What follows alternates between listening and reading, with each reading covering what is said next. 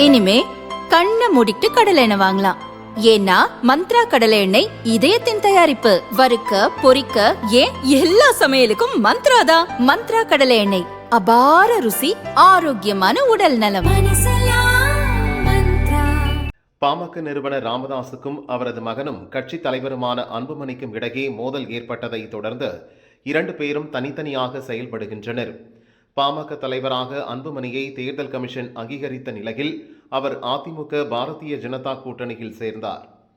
இப்போது அதிமுக ஆதரவுடன் அவர் 3வது முறை ராஜ்யசபா எம்பி ஆகிறார். ஆனால் ராமதாஸ் தரப்பு பெரும் பின்னடைவில் சிக்கி தவிக்கிறது.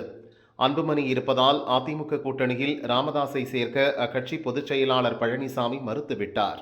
பாரதிய ஜனதா பாமக கட்சிகள் இருக்கும் கூட்டணியில் நாங்கள் இருக்க மாட்டோம் என்பதில் விசிக தலைவர் திருமாவளவன் உறுதியாக இருப்பதால் திமுக கூட்டணியிலும் ராமதாஸால் சேர முடியவில்லை. திருமாவளவனை சரிக்கட்ட ராமதாஸ் தரப்பில் ஜி.கே. மணி எவ்வளவோ முயன்றும் பலனளிக்கவில்லை. இதனால் தாவேகாவுடன் கூட்டணி சேரும் நிலைக்கு ராமதாஸ் தள்ளப்பட்டுள்ளார். கூட்டணிக்கு காங்கிரஸ் வரும் என்று நம்பிக்கொண்டிருந்த தாவேகா பட்டியலின மக்களின் ஓட்டு கிடைக்காது என கோரி ராமதாஸை கண்டுகொள்ளாமல் இருந்தது. இப்போது காங்கிரஸ் திமுக கூட்டணி உறுதியாகிவிட்ட நிலையில் சிறிய கட்சிகளுடன் கூட்டணி வைக்க தாவேகா விரும்புவதாக கூறப்படுகிறது. முன்னாள் முதல்வர் பன்னீர்செல்வம், தினகரன் ஆகியோரை தாவேகா கூட்டணியில் சேர்க்கும் முயற்சி நடக்காததால் ராமதாஸை கொண்டு வரும் முயற்சியில் செங்கோட்டையன் இறங்கியுள்ளார்.